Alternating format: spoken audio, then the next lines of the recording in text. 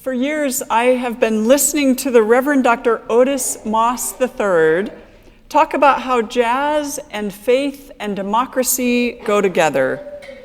It's a theme that he's been preaching and teaching on for well over 15 years. As someone who is an amateur in my listening to and appreciation for the breadth and the depth of jazz music, I've always been intrigued by the improvisation that happens in some jazz music. Part of what drives Pastor Moss's passion on this topic is his interest in and commitment to creating worship that, as he says, can be worship that bridges both the bebop and the hip-hop generations. He writes this: I don't mean gimmicks or new songs, but a value system that embraces African culture, prophetic witness, and the love ethic of Christ. His struggle and commitment around creating worship like this is parallel to the struggles of mainline white churches who have been trying to figure out how to bridge the generation and style gaps in their own mostly European immigrant congregations. The older generations often favor classical music, particularly in church, and the younger generations were known to be split between rock music and folk music. Somewhere in that mix, praise music came into being. Rather than building any bridges, many churches opted for having completely separate services based on different styles. There was worship with a band that might be rock music or praise music, sometimes a little folk music, and then there was worship with an organ and classical music and hymns. And often the organ was early in the morning and the band was a little later in the morning. What Pastor Moss has created is what he calls a jazz Creole approach, and we have much to learn from this approach. Listen to what he has written in an article for Yale. And by the way, I have the link for the article in the bulletin under worship notes, so if you want to read this whole article, I strongly encourage you to. He's just written such a beautiful article. And this is what he says: I think the answer is found in a Creole faith. It draws inspiration from a jazz vision of improvisation and democracy, a legacy of Africans in America. Creole faith merges a blues and spiritual aesthetic with democratic New World ideals, ideals that enliven what we call jazz. Creole faith is an expression of Christianity based on the unique theological vocabulary that Africans brought to America. A jazz Creole approach challenges American Anglo and African American churches to try fresh strategies for worship and theology. I consider it, he says, one of the most vibrant wings of American Christianity today. I love that he said that it challenges American Anglo and African American churches to try fresh strategies for worship and theology, because he's right. How is our worship and spiritual aesthetic drawing from a jazz vision of improvisation? Now, many of you know that the moniker given to Presbyterians across the country is that we are supposedly the frozen chosen. Now, the frozen chosen idea does not go well with improvisation. So we need to bust out of that moniker a bit. How is our worship and spiritual aesthetic incorporating democratic New World ideals? How are we using the unique theological vocabulary that Africans brought to America. Inviting the jazz band to come once a year for our Mardi Gras celebration isn't quite what Moss had in mind, though it's a step. Pastor Moss makes an argument for jazz being the one true American art form. He claims it was a combination of the womb of slavery and the exploration of New World ideas and Africanized democratic ideals that all came together in Congo Square in New Orleans, a Creole culture.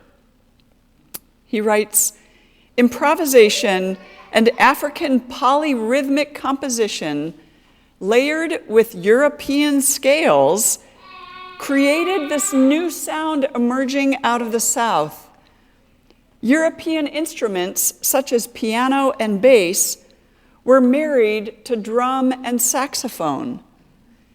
Jazz composition had a strict thematic structure, but every instrument had the right to solo. This was unheard of within the confines of, for instance, French chamber music. But now it promoted the democratic idea that each instrument was welcome to share in the composition and allowed to speak musically from the player's own cultural context. Never during performance would the piano oppress the drum, or the saxophone tell the bass player that he or she or they were 3/5 of an instrument. They flourished together. European chamber music maintained a strict class hierarchy where only certain instruments were considered worthy of playing before aristocratic audiences. Jazz stated radically, all are welcome, and every instrument has a gift to be played before the people. Moss goes on to say, the jazz ideal was further leavened by the call and response of Black preaching tradition. By now, this theological spirit can be found not only in Black churches, but Anglo, Korean, and Latino faith communities. No church can claim cultural purity. We all merge, borrow, create a theological gumbo. So by now, you must know where I'm going with this. The vision of Jesus was definitely a jazzy vision.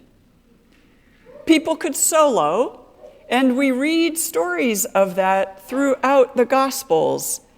And Jesus was always there to remind them that no one instrument was more important than another. The text that Ben read this morning from 1 Corinthians 12 is about this very thing. And churches who claim to follow Jesus have to get serious about allowing those in the church to use their gifts. How are we doing that? But before we answer that, let's answer this question first. Do you know what gifts you have? I want you to think about that for a minute. I want you to bring to mind 2 gifts that you have as a person.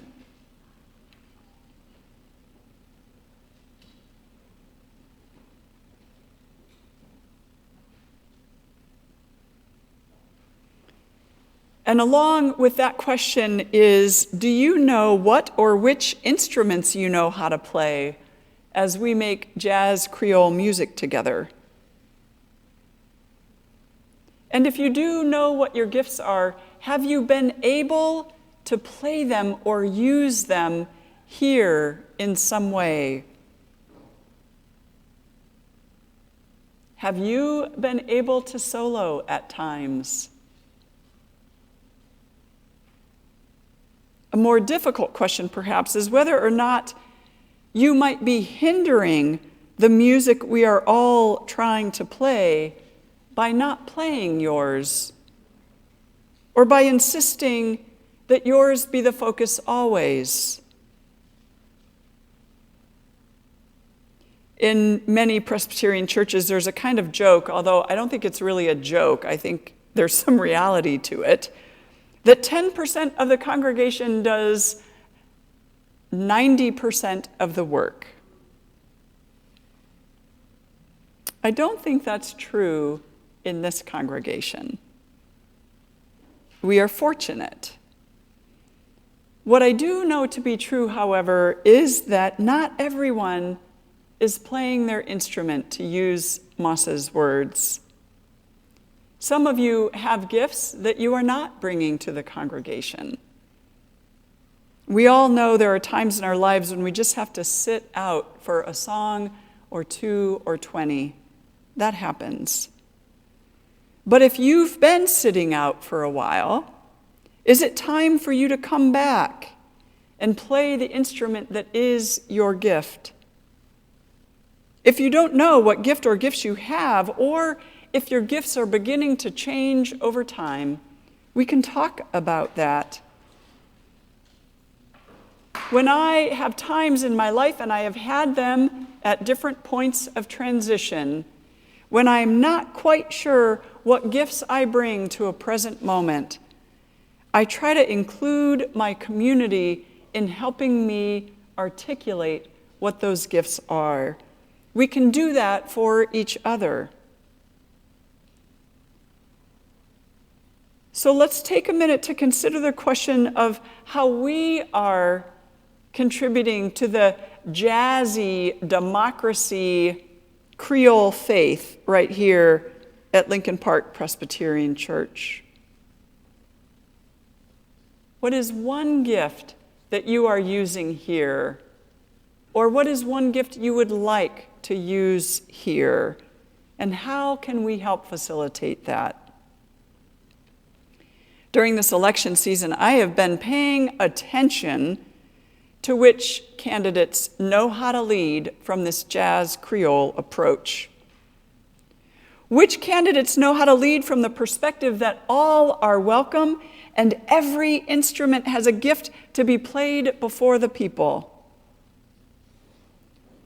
Which candidates know when to let someone else solo and for how long, and when to let the whole band improvise.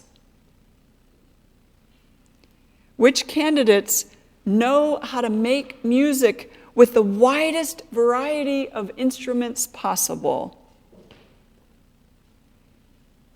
And which candidates know how to build bridges between generations, between styles, between neighborhoods, between all the gaps.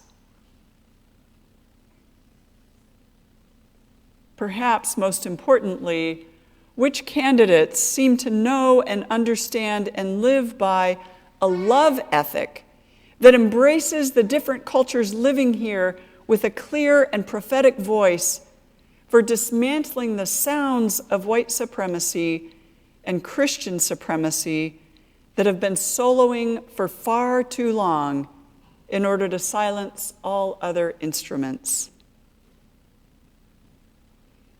There is a place in this jazz band we call Chicago for all of us, and we all need to be playing our instruments in order to create the sounds we want and need.